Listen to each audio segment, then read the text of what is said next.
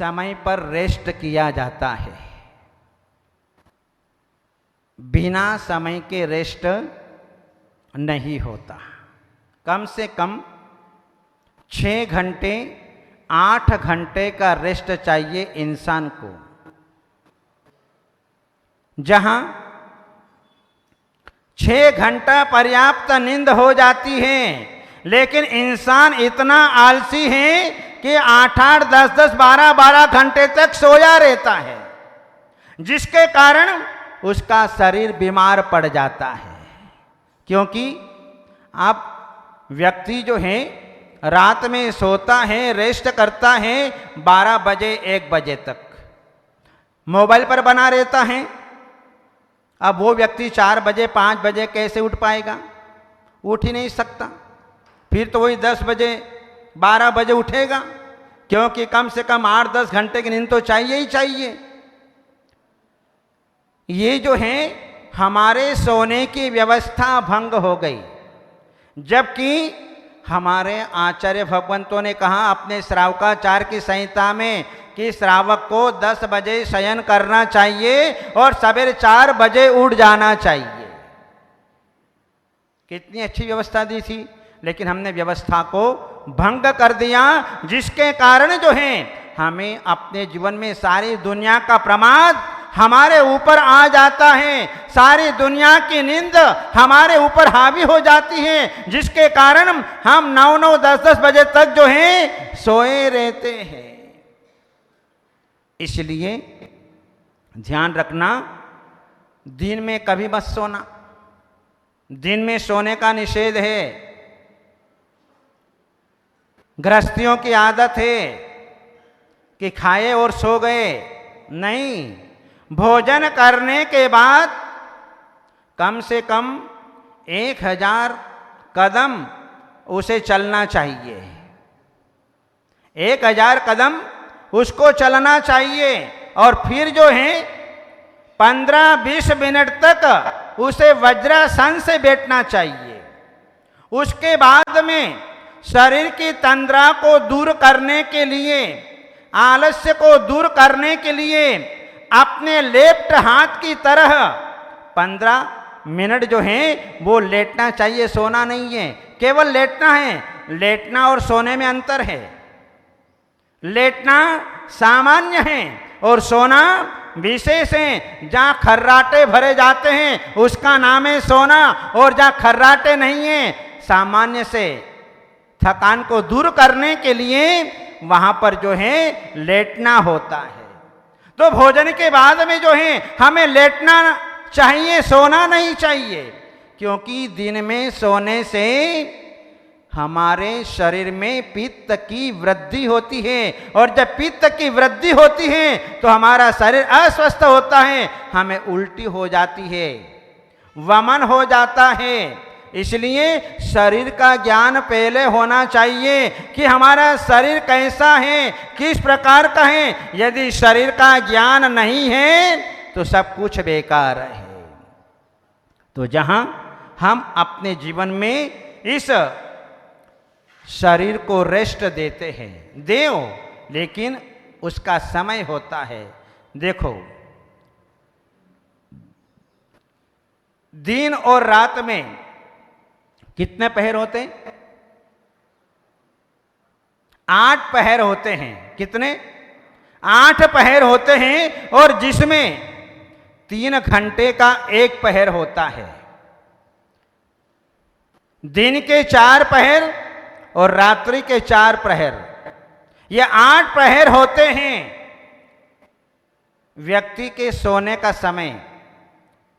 रात्रि के प्रथम प्रहर में 6 से 9 तक यह पहला प्रहर होता है। इन पहले प्रहर में सारी दुनिया जागती है, क्योंकि ये काल कैसा है? 6 से 9 का जो काल है, ये जो है भगवान की दिव्य ध्वनि खिरने का समय है, क्योंकि 2.25 घंटे तक भगवान की दिव्य ध्वनि खिरा करती है। और दिव्य ध्वनि के समय जो है सोना नहीं चाहिए, यदि अपन प्रवचन सभा में बैठे हैं और नींद आ रही है तो समझना हमारे पाप कर्म का उदय है। और जो है भगवान हमको उपदेश दे रहे हैं, गुरु हमको उपदेश दे रहे हैं, और उस समय हम सो गए और हमारे कल्याण की बात आई, हमारे उद्धार की बात आ गई, उस समय हम सो गए तो क्या होगा?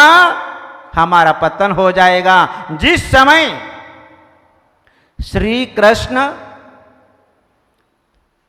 अर्जुन जो हैं, जब युद्ध क्षेत्र की तैयारी हो गई, युद्ध क्षेत्र चालू हो गया, और जो है उस समय अर्जुन जो है द्रौपदी को कोई बात बता रहे थे, और बात बताते बताते क्या हुआ कि द्रौपदी को नींद आ गई। अब वह द्रौपदी उस समय गर्भवती थी।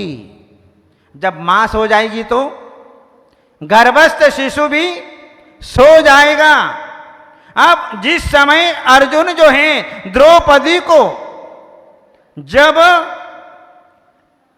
व्यूह तोड़ने की, अनेक प्रकार के व्यूह होते हैं, उन व्यूह तोड़ने की विधि को बतला रहे थे, वो विधि तो जो है द्रौपदी ने सुन ली, उस गर्भस्थ शिशु ने भी सुन ली।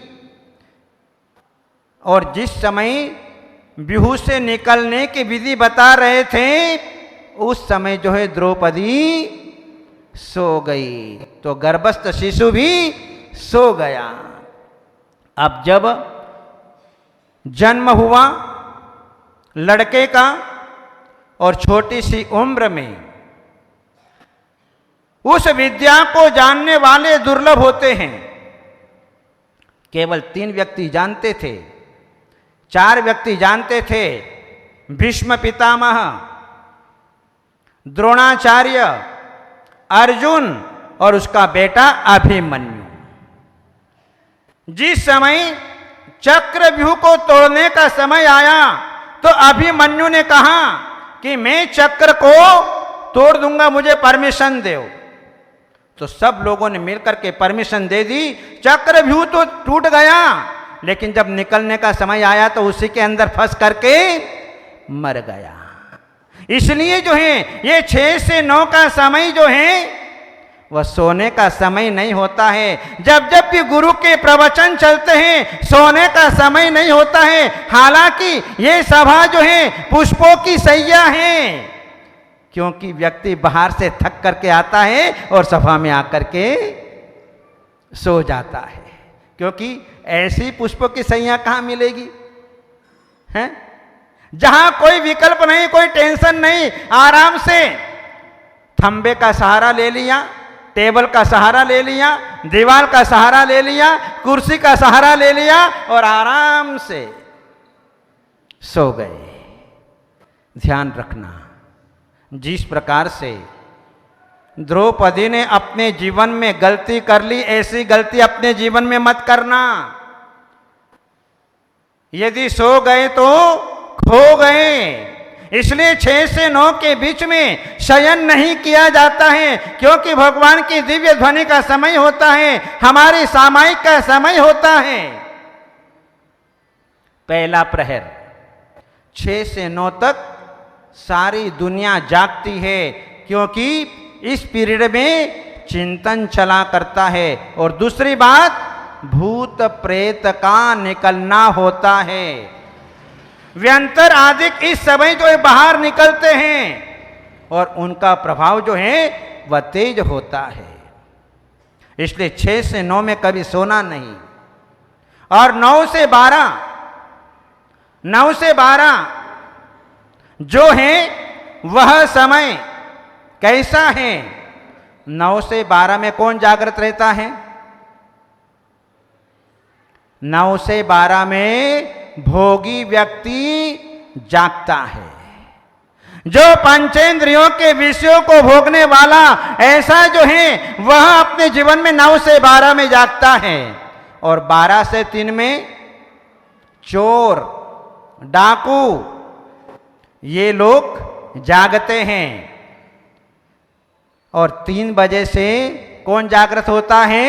साधु संत, धर्मात्मा श्रावक, सम्यक दृष्टि श्रावक 3 बजे उठ जाया करता है और अपने जीवन में प्रातः काल में ब्रह्म मुहूर्त में सामायिक करता है, ध्यान करता है, चिंतन करता है, भक्तामर पढ़ता है, निर्वाण कांड पढ़ता है, सारे अनुष्ठान जो हैं वह अपने जीवन में किया करता है। इसलिए 3 से 6 के बीच में साधु संत धर्मात्मा श्रावक जागृत रहते हैं। महिलाएं, विद्यार्थी ये 4 बजे उठ जाया करते हैं और 6 बजे उठने वाला दुकानदार होता है। 6 बजे उठने वाला दुकानदार होता है और 7 बजे उठने वाला, उसको क्या कहेंगे? राक्षस। उसके बाद उठने वाला महाराक्षस। ध्यान रखना, जहां व्यक्ति जितना देर से उठता है उतना जो है अपने हेल्थ को खराब करता है। एक व्यक्ति जो है डॉक्टर के पास गया और डॉक्टर के पास में जाकर के बोला, डॉक्टर साहब मुझे श्वास बहुत चलती है। तो डॉक्टर साहब ने पूछा कि आप कितनी बजे उठते हो? आप कितनी बजे उठते हो? बोले मैं 10 बजे उठता हूं, मैं 10 बजे उठता हूं। तो डॉक्टर ने कहा, अरे बोंदू राम, तू 10 बजे उठता है, योगा करने वाले लोग 4 बजे उठ करके सारे ऑक्सीजन खत्म कर देते हैं। अब तेरे को ऑक्सीजन कहां से मिलेगी? हैं? इसलिए कहा, हमारे जो प्राचीन पुरुष हुए, जो नीतिकार लोग हुए, उन्होंने जो सुक्तियां बनाई हैं, जो कहावतें बनाई हैं, 100 दवा 1 हवा, 100 दवा 1 हवा। क्योंकि प्रातः काल की जो हवा होती है वो हमारे रोगों को शमन करने में कारण बनती है। इसलिए प्रातः काल में जो है लोग घूमने के लिए जाया करते हैं, क्योंकि शुद्ध हवा मिलती है। उस समय कोई प्रदूषण वहां पर नहीं होता है और उसका शरीर स्वस्थ बना रहता है, उसकी शुगर कंट्रोल में हो जाती है, उसका कोलेस्ट्रॉल जो है कंट्रोल में हो जाता है, उसको कोई बीमारी परेशान नहीं करती है। पहले के लोग तो जो है सवेरे उठ करके बाहर जाते थे, जंगल जाने के लिए, शौच क्रिया करने के लिए, और जो है माथे पे 2-2 हंडे, हाथ में 2-2 हंडे लेकर के चलते थे। सारा व्यायाम, सारा योगा हो जाया करता था। लेकिन आज डॉक्टर को बोलना पड़ रहा है कि सवेरे उठ करके तुम घूमने जाया करो। हमारी जो आचार संहिता थी, उस आचार संहिता को हमने लंघन कर दिया, जिसके कारण जो है आज हमारा शरीर बीमार हो गया, आज हम अपने जीवन में अस्वस्थ हो गए। और जहां पर अस्वस्थ होते हैं तो फिर वहां पर व्यक्ति को रेस्ट अपने जीवन के अंदर करना पड़ता है। संसार में रेस्ट नहीं मिलेगा। अपने जीवन में संसार में रेस्ट करना है तो पाप कार्यों से रेस्ट करना, अपने जीवन में असंयम से रेस्ट करना, अशुभ कर्मों से रेस्ट करना, किंतु धर्म कार्य में कभी रेस्ट मत करना।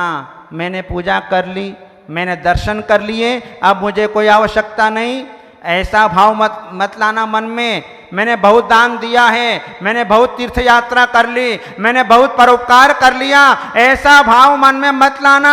अरे जब तक तुम्हारे हाथ पैर चल रहे हैं, जब तक तुम्हारे शरीर में शक्ति है, तब तक जो है तुम जितना करना चाहो उतना कर लो। हाथ पैर ठंडे होने के बाद में गई भैंस पानी में। इसलिए जीवन में सावधान रहना। अच्छे कार्यों में कभी रेस्ट मत करना, जितना बने अपनी शक्ति के अनुसार करते रहना। ध्यान रखना कि दो गति ऐसी है, एक तो देव गति और एक नरक गति। देव गति में रेस्ट मिलता है क्योंकि देव को नींद ही नहीं आती है, देवता लोग थकते ही नहीं हैं। देव गति में दिन रात का कोई भेद नहीं है, इसलिए देवों के पलकें झपकती नहीं है। देवता लोग थकते नहीं है क्योंकि उनका तो दिव्य वैक्रिक शरीर है और उनके जो हैं विमानों में जाने वाले 1 मिनट में कहां से कहां पहुंच जाते, संख्यात योजन पहुंच जाते। इतनी तीव्र गति उन विमानों की होती है। जहां देवता लोग नंदीश्वर द्वीप में जाकर के 24 घंटे अखंड रूप से भगवान की पूजा करते हैं तब भी नहीं थकते। अपन तो घंटा 2 घंटा 4 घंटे में थकने लग जाते हैं क्योंकि अपना तो औदारिक शरीर है और फिर वर्तमान का शरीर है। वर्तमान का शरीर हमारा बेकार हो गया। क्यों? क्योंकि हमने अपने जीवन में ऐसी ऐसी चीजें खाना शुरू कर दी जिसके कारण हमारे शरीर में कोई दम नहीं। एक धक्का कोई देता है तो हमारी हड्डी पसली टूट जाती है, ऐसा हमारा शरीर है। में लगेगा, इसलिए अपने जीवन में जो है ज्यादा रेस्ट मत करना। इस शरीर को जो है आरामी मत बनाना। यदि शरीर को आरामी बना दिया तो जीवन में कष्ट ही कष्ट। इसलिए अपने जीवन में जो है ज़्यादा रेस्ट मत करना। जितना बने उतना पुण्य कार्य अपने जीवन में करते चले जाना। तो इसलिए अपने जीवन में टेस्ट भी नहीं करना, तो फिर रेस्ट करने की आवश्यकता नहीं पड़ेगी। इसलिए अपने जीवन में इस निद्रा के ऊपर हम जो है रेस्ट के ऊपर हम विजय प्राप्त करते हुए हम अपने जीवन में आगे बढ़े, क्योंकि ये मनुष्य पर्याय बहुत दुर्लभता से प्राप्त हुई है, बहुत कीमती है। इसकी कीमत आपको करोड़ों रुपए भी दे दो, सारी धरती का सोना दे दो, सारे समुद्र के रत्न दे दो, तब भी जो है ये मनुष्य पर्याय एक बार हाथ से चली जाने के बाद फिर दोबारा प्राप्त होना बहुत कठिन है। इसलिए ये मनुष्य पर्याय मिली है, जिनेंद्र भगवान की शरण मिली है, उत्तम कुल मिला है, उत्तम देश मिला है, उत्तम जाति मिली है और गुरुओं का समागम मिला है। ये सारे साधन अपने जीवन के अंदर हमें मिले हुए हैं, तो इसका उपयोग अपने जीवन में कर लेना और अपने जीवन को जो है स्वच्छ बना लेना, ताकि हम संसार में रेस्ट न करके हमेशा हमेशा के लिए मोक्ष में जाकर के रेस्ट कर लें। फिर कभी भी अपने जीवन में नींद नहीं आएगी, फिर हमें कभी संसार में नहीं आना पड़ेगा। ऐसा पुरुषार्थ हम मनुष्य पर्याय में ही कर सकते हैं। इसलिए अपने जीवन में जो है इस मनुष्य पर्याय को प्राप्त किया है, तो हम जो है अपने जीवन में ऐसा पुरुषार्थ करके हम अपने जीवन में कल्याण का मार्ग प्रशस्त करते हुए हम अपने इस नर्तन को प्राप्त किया है उसको सफल बना सकते हैं और अपने जीवन में हमेशा हमेशा के लिए सुखी हो सकते हैं। ऐसा पुरुषार्थ हमें अपने जीवन में करना चाहिए। इन्हीं सब मंगलमय भावनाओं के साथ बोले आदिनाथ भगवान की